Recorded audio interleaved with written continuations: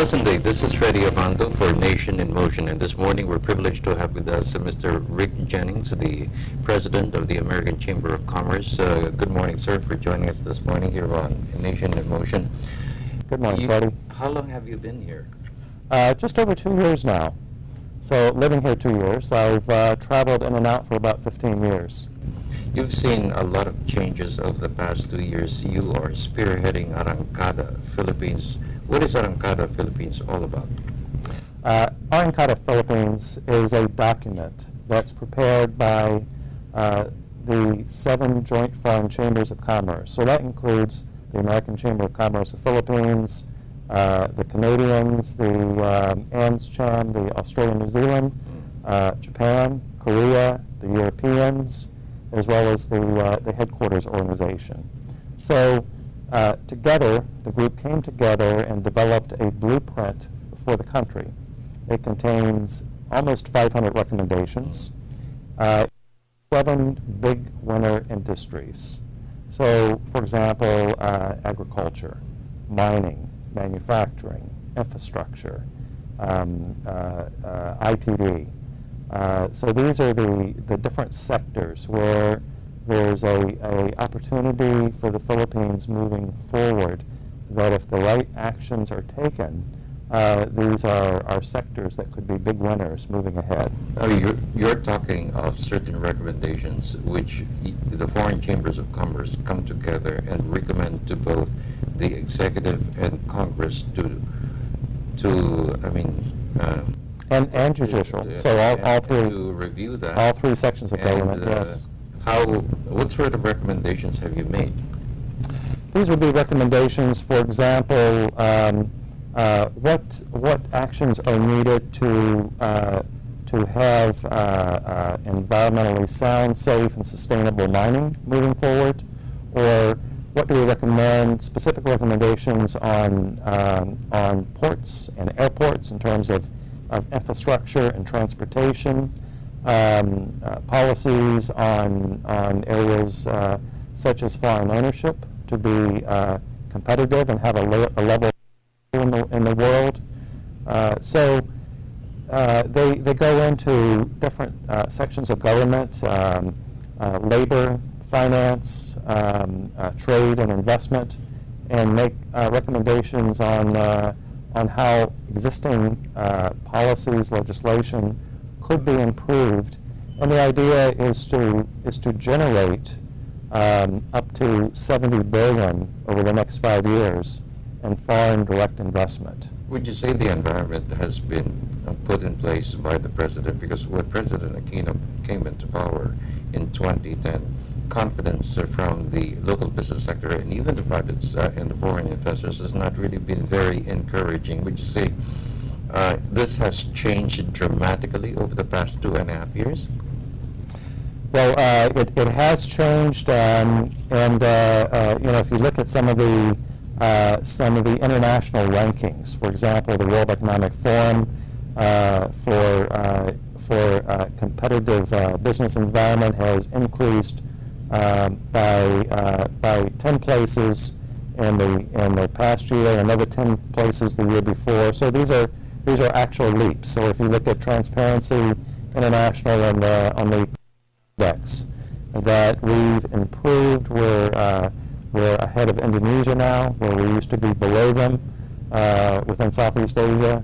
So it's come up a bit, and that's what's important. And I think the challenge, though, is that when companies are wanting to make a large investment, they look at a scorecard, and how easy is it to do business in the Philippines? Is that a problem? And for example, if you're setting up a business, you want to get a business license, you've got your requirements with the SEC, then you have to go to the BIR to get your tax license, the SSS, Full Health. It takes a lot of time. And it takes, compared to our neighbors, it takes a lot of time. In fact, the bureaucracy can be daunting. And these are businesses that, we want to set up a business, we want to do business, we want to pay our taxes, and yet, because of the past practices, the bureaucracy, it makes it difficult. But no. And well, Some even improved. even you know, there have been some improvements, and But you need more. yes, as we heard from in the Arangkada forum, you know, the different secretaries in government are trying to address these issues, and they're trying to make, for example, setting up a business, they're trying to move it down to a 3-day process. Secretary Greg Domingo was talking specifically about that. But on the national level, maybe that can be done. But your problem really is dealing with local governments when you move out of Metro Manila. Well, that's all part of the process. So there are some national processes, there are local government processes, and some local governments are easier to deal with than others. But would you say that, based on the report, you said that about 65% of those recommendations have actually been given attention? And Yes. would you say this is significant in a way that saying that government is now more cognizant of your concerns that have been raised in the past, and somehow the action has not been given then? Yes, this is a government that is focused on taking actions, and although perhaps not as quick as some people would like, but it is taking action. And I know Bill Luce in our forum gave an excellent update all of the different measurements, and the fact that they're working with all of the departments to help to continue improving those measurements. So not only are actions being taken, but it's being done in a rational, logical way to continue making improvements. So it's well organized, and so I have to applaud those efforts. We would just like to see the velocity of the changes going a little faster. Looking at the economy, you're talking of 6.6% last year. Yes. Well, projections this year could be better. It could be a banner year, but then when you have concerns like that, it could take time for the economy to register higher growth rates like 7 to 8%. Yes, that's you're precisely hit the nail on the head, Freddie. That you know, for example, just from one mine opening, you could generate 1% in your GDP. You're talking of Tampakan. Yes, exactly. Was that a major development for you? Because somehow the concern was this government was not really interested in promoting mining in this Well, country. it's been suspended, yes, but I'm just pointing out that, yes, we're at 6.6%. That's the fastest growing in Southeast Asia. Sustainable. Could it be higher? And the point is, yes, with certain decisions, it could be higher. Yes. Yes. But if you're looking at our growth last year, it's consumption and construction, and you're talking of overseas Filipino remittances, remittances, but foreign direct investments is so important, and we haven't really made our marks. So, I mean, Yes. When is it going to come?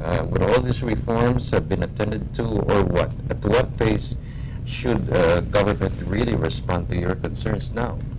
Well, that's our point, is that the Philippines is not getting its fair share of foreign direct investment. So when you look last year around the region where $50 billion was invested, and most of that in Singapore, and here the Philippines got just over $1 billion.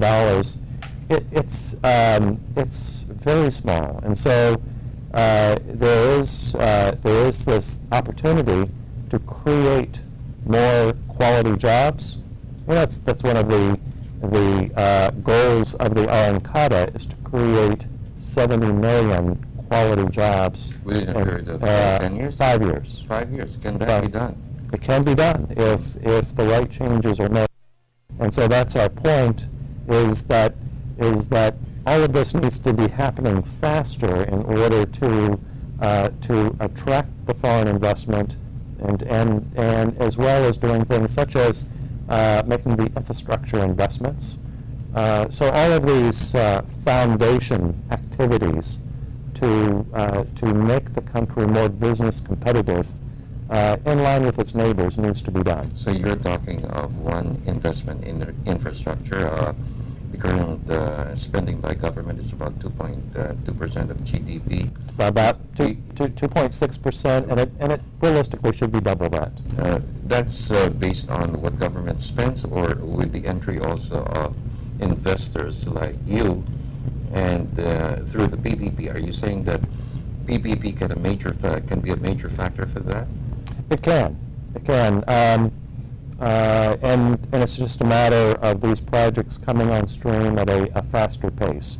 But PPP is a very good way of financing these projects, and I think that the government, of course, has identified that, and that's part of their strategy. Manufacturing.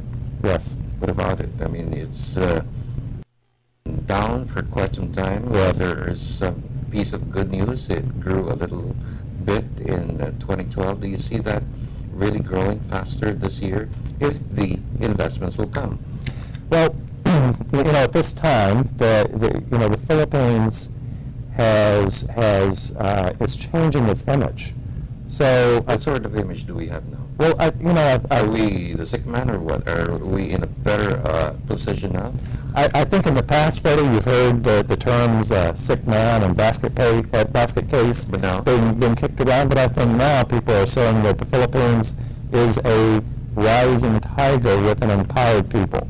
And so that's a change. That's a moment. That's why I was saying earlier, it's a golden time for the Philippines. And that's the time to strike. Once you've got people's attention, then it's time to ensure that we have the welcome mat out. And the way we have that welcome mat out is to have the right kind of legislation and business practices in place so that people want to beat a path to our door. Bottom line, on a personal note, how do you personally, and maybe even the other foreign investors or the multinational, view really this President Aquino, the way he has handled the economy, especially in leveling the playing field? He's directionally correct. I think the Philippines has had some of its best ratings. It's one grade away from being an investment grade sovereign debt country, and so I think the president has made some breathtaking changes in the Philippines. I think that our only criticism would be just the pace of those changes, but he certainly seems to be the right man for the job, and we certainly applaud the improvements that have been made and the direction the country is in, and we just encourage advancing the pace. So it should be less of politics. Well, I think for business people, it's just a matter of where do we have the best opportunity to invest our money. And there's a great opportunity right now. And we were talking about manufacturing.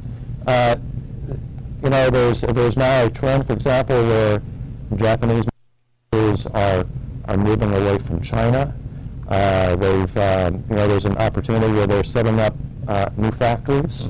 So that's one area. So I think there's probably other areas, where, for example, China has gotten more expensive, and moving, to be competitive, you have to keep moving further east into China and away from the coast. And if you're moving away, So it's the best option for the Philippines. Yes, Power is a problem. Power cost is really a major concern that has been there for quite some time, and you don't have a solution overnight. You don't, and that's again why it's important to set the right policies, things like open access. There's I would be concerned if there were more investments in coal generation versus moving toward gas. Something a cleaner production of electricity. So those are some of the considerations moving ahead. Okay, thank you very much, Mr. Jennings, for joining us here on Nation in Motion this morning, and thank you for the good words about the Philippines. Thank you so much, Freddie. It's been a pleasure. That's Mr. Ricky Jennings of the American Chamber of Commerce. He heads it. This is Freddie Abando saying thank you for joining us here on Nation in Motion.